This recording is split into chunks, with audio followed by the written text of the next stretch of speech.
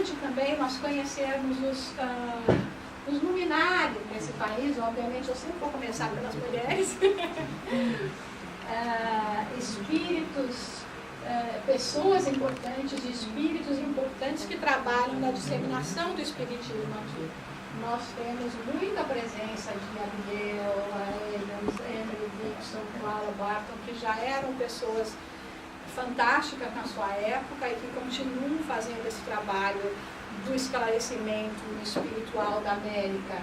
No caso dos americanos, nós temos Benjamin Franklin, que está à frente de todo o movimento espiritual aqui nos Estados Unidos. Abraham Lincoln, que fala uma coisa que é importantíssima para a gente, quando no seu discurso inaugural, ele citou a frase de Jesus, né, que nós sozinhos um gravetinho, né, a gente quebra, mas se a gente se unir todo, e é esse um trabalho importante que a gente fala em termos de união. Se nós queremos realmente fazer com que o espiritismo seja levado a sério como uma doutrina, como uma filosofia, ciência e religião desse país, nós temos que nos estruturar em união seriamente. Porque por melhor que você seja um centro estruturado aqui na Califórnia, a gente lá em Nova York, na Flórida, nós somos esse gravetinho individualmente. A nível de posicionamento no país, nós não somos nada. Então, esse trabalho de união do conselho que nós estamos fazendo, e por isso também o sacrifício pessoal, o Maurício está usando as férias dele para poder viajar para cá.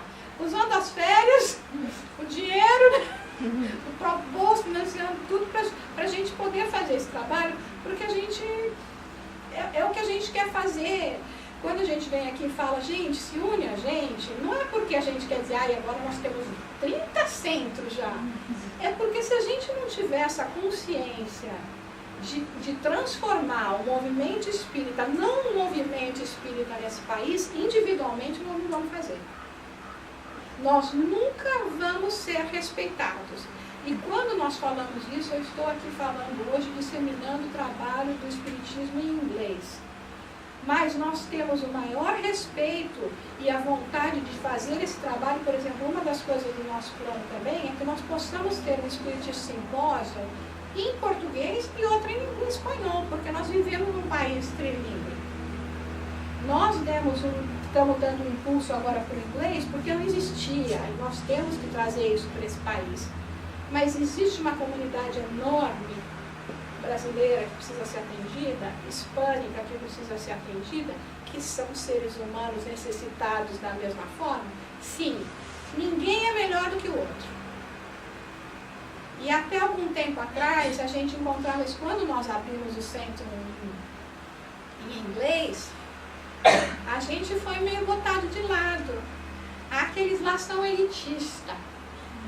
Porque eles falam só em inglês, quer fazer só atrair americano, e esquece os pobres, coitados. Olha, nós sofremos.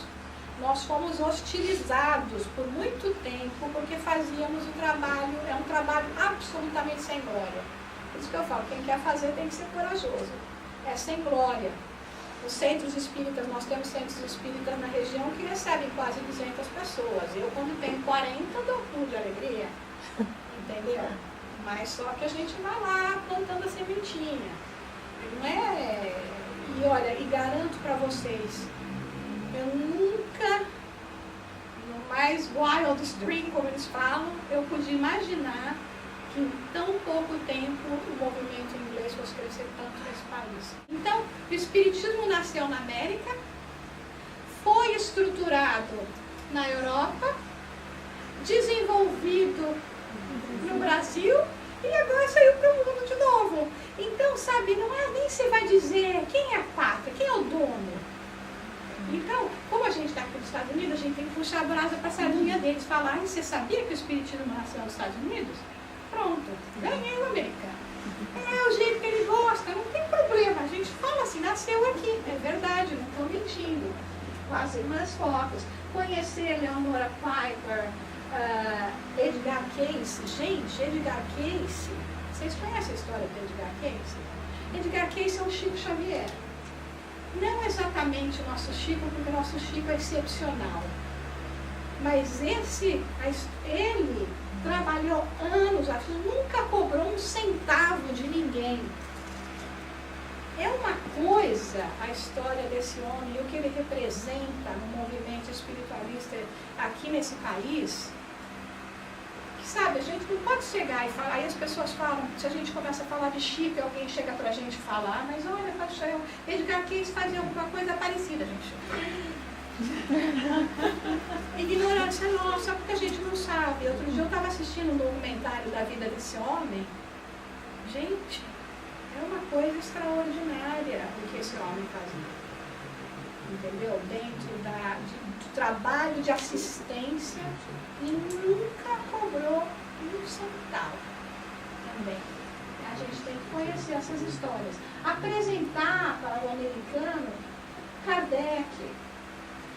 Como Kardec era, esse não precisamos nem dourar a pílula.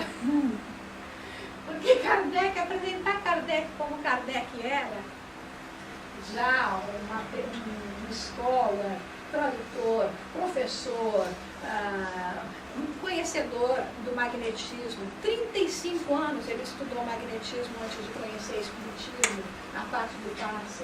O trabalho, a dedicação que Kardec fez depois com a publicação de todos os livros de Kardec, pagava essas publicações.